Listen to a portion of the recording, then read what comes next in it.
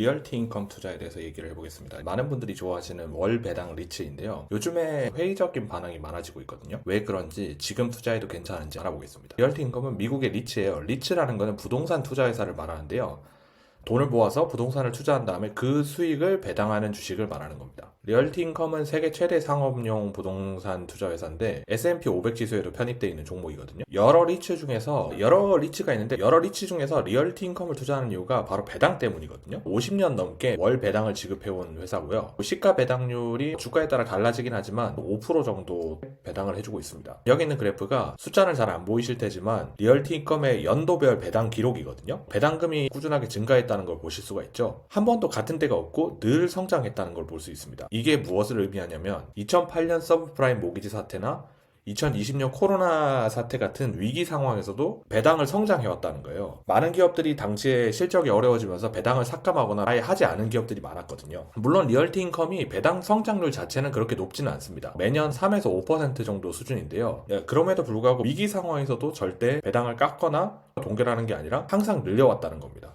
또 하나의 장점은 무엇이냐면 리얼티 인컴의 주요 고객사들이거든요. 유명한 기업들이 많이 포함되어 있고 이 기업들이 재무가 건전한 데다가 장기 계약을 맺었기 때문에 굉장히 수입이 안정적으로 들어오고 있습니다. 그 덕분에 리얼티 인컴은 공실률이 굉장히 낮은 편이에요. 리얼티 인컴의 평균 점유율이 98.2%거든요. 점유율이라는 건 공실률의 반대말이죠. 다른 리츠의 평균이 94.2%니까 4%가량 높은 수치입니다. 이사나 이런 것 때문에 공실이 자연적으로 발생을 하거든요. 5% 정도는 자연 공실률로 본다고 하는데 리얼티 인컴은 그보다 훨씬 낮은 거죠. 장점이 있다면은 단점도 있겠죠. 단점은 이제 주가 상승률입니다. 코로나 전까지만 해도 주가 상승률은 절대 약점이 아니었어요. 리얼티 인컴이 16년 동안 연평균 13%의 주가 상승률을 보였거든요. 매년 5% 배당을 더 주면서 연평균 13%의 시세 차익을 준다? 엄청나게 매력적인 종목이었던 거죠. 많은 사람들이 투자를 했었고요. 그런데 코로나가 시작된 이후로 재택근무를 하게 되고 상업용 부동산들이 침체기를 맞으면서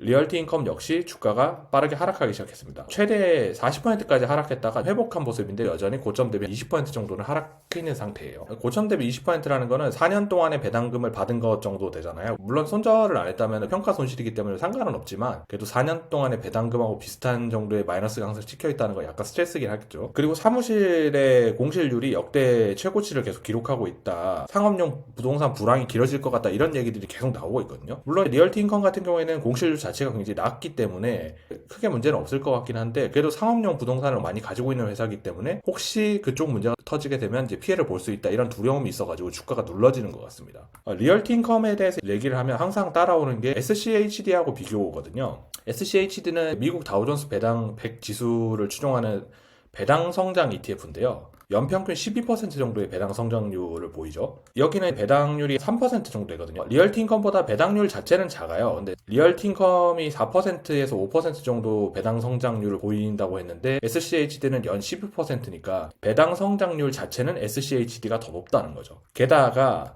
이게 리얼티 인컴하고 SCHD의 주가를 비교한 차트거든요. 급락했던 이 시점이 바로 코로나 때인데 코로나 이후에 리얼티 인컴은 전고점을 회복하지 못하고 있는 반면 SCHD는 곧바로 회복한 뒤에 추가적으로 상승을 했죠. 물론 SCHD도 최근 주가가 부진한 모습을 보이면서 부정적인 평가를 듣고 있는 부분도 있지만 리얼티 인컴에 비해서는 양호하다는 겁니다. 그렇다면 무조건 SCHD가 리얼티 인컴보다 나을까요? 그건 아닌 것 같아요. 배당 성장률이 SCHD가 더 높다고 해도 올해 2분기 때 SCHD는 배당 컷을 한 적이 있거든요. 무슨 일이 있어도 배당 성장을 해주는 리얼티 인컴하고 성장률 자체는 높지만 배당 컷을 한번 한 SCHD는 약간 리스크와 리턴의 차이가 있는 거죠. 리턴을 더 가져갈지 아니면 낮은 리스크를 가지고 오고 싶은지에 따라서 선택이 달라질 것 같습니다. 지금 리얼티 인컴을 투자해도 되느냐? 요거에 대한 질문은 상황에 따라 달라요. 누군가에게는 최고의 종목이 될 수도 있고 누군가에게는 별로일 수도 있거든요. 단기 투자를 제외하고 나머지 주식 투자에는 크게 두 가지 목적이 있다고 생각하거든요.